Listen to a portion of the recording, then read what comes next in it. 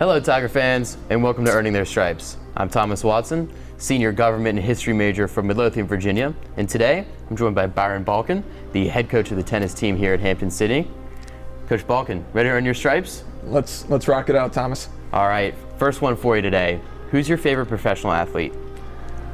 Favorite professional athlete? Well, growing up in Wisconsin, it was super easy for me to root for Brett Favre. You heard of him? Brett the Kid. In tennis, though, I'd probably have to go with Roger Federer.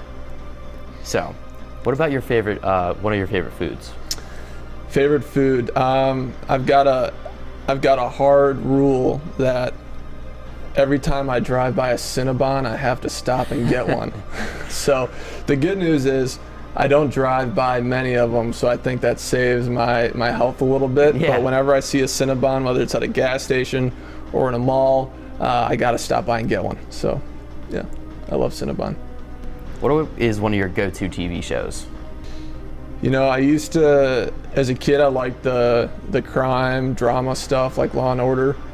I've gravitated towards like National Geographic, whether it's a lot of the stuff of going into the wild and seeing different animals out in their element, stuff like that. Alaska Frontier, that's a pretty good one. You know, those guys are, to live in environments like that, it's pretty entertaining to watch them go through their day-to-day, so yeah. What are some of your motivations to work hard? I had such a great experience as a student athlete where now as a coach, I want to give that same experience to my players. And a part of that is making sure that everything's good to go, everything's ready for when they come to practice, when we go on road trips. I think there's no better feeling than having success on the tennis court, especially in a team environment where tennis naturally is obviously a one-on-one game, or obviously two-on-two with doubles. But when you throw in the team environment in college tennis, it gets to be really fun, high energy.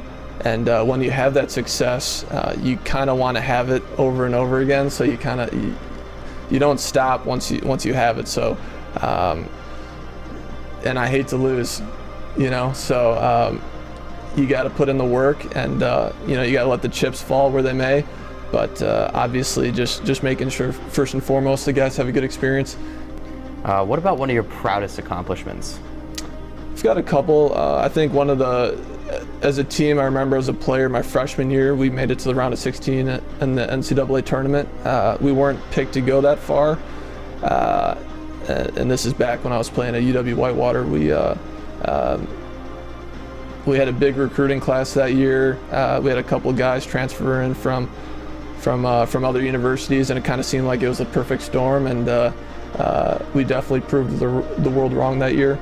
So as a team, I'd say that was probably my favorite team accomplishment as a player. And as an individual, I think my second to last match as a player was pretty cool. Me and my doubles partner qualified for the NCAA tournament.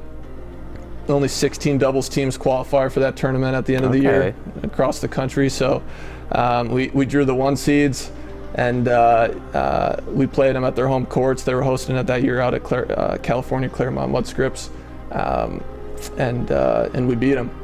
We beat them in 3 sets, and I think it was such a storybook ending for myself, and to be a part of that with my doubles partner at that time, Jake Humphreys, and my coach, Frank, it was pretty cool. So, next one for you. I'm going to make you choose on this one. Call, text, or FaceTime?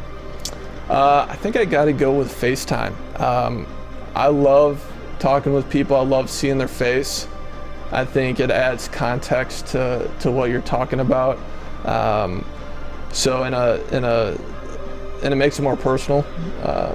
So I love FaceTiming people. You get the, especially if you go into a good conversation, it's not just a one-off. Maybe if you need a quick answer, text is fine, but I love FaceTiming people. I think the moment you can see someone crack a smile and enjoy a conversation, it's pretty fun. So definitely. Yeah. So, next one for you. If you had to give me some words to describe yourself, what would you give me? I think quieter. I like to kind of walk the walk, so to speak. I don't like to talk too much about what I'm doing. If I'm just hanging out, I'm probably, and there's a bunch of people around me talking, I'm probably more the guy doing the listening than the talking. But at the same time, if I'm with my close friends, I think they'd probably tell you I'm a goofy guy. I probably say some interesting things to get the conversation going, and I like to have a great time with whatever I'm doing. I tend to be pretty optimistic. Glass is always half full for me. Going back to your time in college, what was your favorite academic subject? I studied science and business when I was at Whitewater, and but believe it or not, my favorite class was a freshman year English class. And English is not my favorite topic. Reading and writing and all that stuff, it doesn't come naturally to me, but I think the professor did such a good job of not only explaining the material, but the conversations we had in class. And he was such an interesting guy that I loved that class. And I think that'll always stick out to me as maybe it wasn't the subject, but that specific class. And I think the professor really made that class what it was. So. But if you could be anybody or do anything for a day, who would you be and what would you do? I think being the president of the United States would be pretty cool. I also think being a professional athlete would be pretty fun.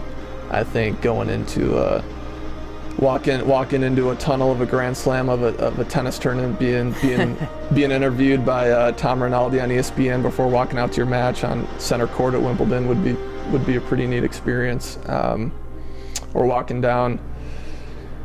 On a scale of 1 to 10, how funny would you rate yourself? I laugh at my jokes probably more than I should, so I'm probably going to go with an 8, I think, out of 10. So pretty funny. So on the same scale, what are your friends and family saying? I think I get a lot of laughs, not necessarily because they're funny, but maybe because they feel bad for me, that they expect that I expect them to laugh. So, I don't know. I think maybe a 6 or a 7. I think depending on the person. Yeah. Do you have a favorite spot on campus? I think I'm going to go with, obviously, being the tennis coach, I'm a little biased, but when we're at practice and we're situated right between the baseball field, right between the soccer practice field, football is right around the corner. So I think being at the tennis courts, the sun's going down on a late weekday over the courts, and our guys are out there sweating and stuff like that, and I'm looking around. You can see the baseball field, like I said, and the football field out in the distance. It's a really cool feeling being out there, and I'm gonna have to go with the tennis courts for sure. If you had to recommend me one of your favorite books, what would that be? One of my favorite books, I actually have this in my tennis office, right there on the shelf. It's called "I've Got Your Back" by Brad Gilbert, and he's a tennis coach. He coached guys like Andre Agassi, and that's definitely my favorite book. It's about him coaching, and there's one specific quote in there, or a little story he talks about, which was, I go from, I think he just got done coaching Andre Agassi, one of the best tennis players to ever play the game, and he goes from that to coaching Andy Roddick, which is this up-and-comer U.S. player, and he's a really young kid at the time. He might have been a teenager, whatever the case might be.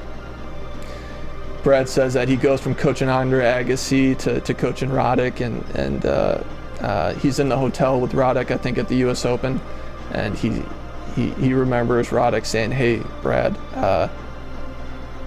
I don't feel like going out today, but can you run and get me like a Starbucks coffee and a latte and a croissant or yogurt or whatever?" And Brad goes, "Yes, Andy, I'll do that for you, no problem."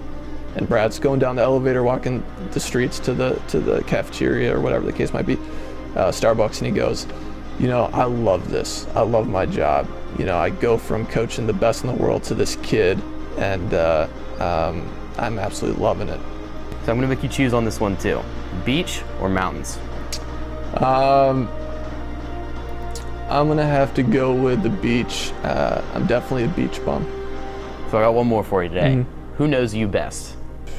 I think it's a toss-up. I think you gotta go with your parents, my mom and dad, Andrew and Renee. I think they know me best. And if I had to go with a second, it'd probably be my former college coach, Frank Barnes at Whitewater. I played for him, but I also coached with him for another 4.5 years on top of playing for him. And I think between all those road trips and hanging on the hotel and coaching and all that, we probably got to know each other pretty well. So that was the last one we had for you today. I want to be the first one to thank you for coming on. Ladies and gentlemen, that has been Coach Balkin, and he has earned his stripes.